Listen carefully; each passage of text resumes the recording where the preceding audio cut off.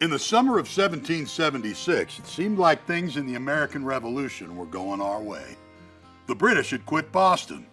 Now, General Washington was positive they were coming back, and coming back with a big chip on their shoulder. But the fellas in Congress thought this is the time to make a statement, and that statement was American independence. The guy that really got the ball rolling was Richard Henry Lee of Virginia. On June the 7th, 1776, Lee stood before the Second Continental Congress and said, "Resolved, that these united colonies are and of right ought to be free and independent states, absolved of all allegiance to the British crown." There were some that celebrated, some that were troubled, some that thought it was treasonous. Ultimately, we decided we'd better write a declaration to put the reasons for our separation from Great Britain before the world in terms so plain and powerful that they command assent. Everyone would agree. We chose a committee of 5 to write the document. There was Roger Sherman of Connecticut, Robert Livingston of New York, Benjamin Franklin of Pennsylvania, the ubiquitous John Adams of Massachusetts, and Thomas Jefferson of Virginia. Adams and Jefferson would debate who should write the document.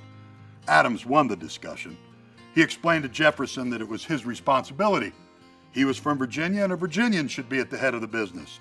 Jefferson was widely popular, and Jefferson wrote 10 times better than any man in Congress, including Adams. Jefferson finally capitulated and agreed, and he said, "When I've finished, let us have a meeting."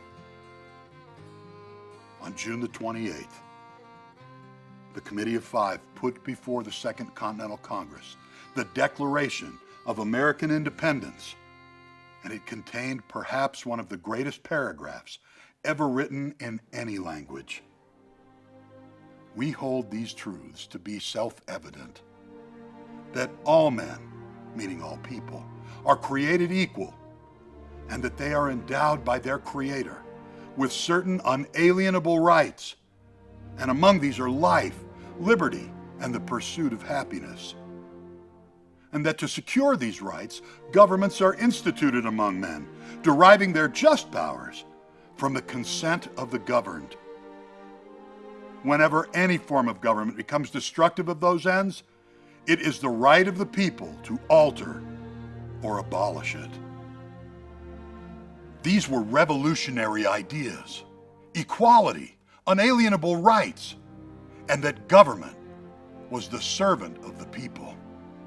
The debate lasted for 4 days, but finally, the Declaration of Independence was unanimously approved, and on July the 4th, 1776, the United States of America became a free and independent nation. We'll see you next time when we talk about the end of the Revolutionary War and the beginning of a new form of government. For more information, go to freedomfactor.org.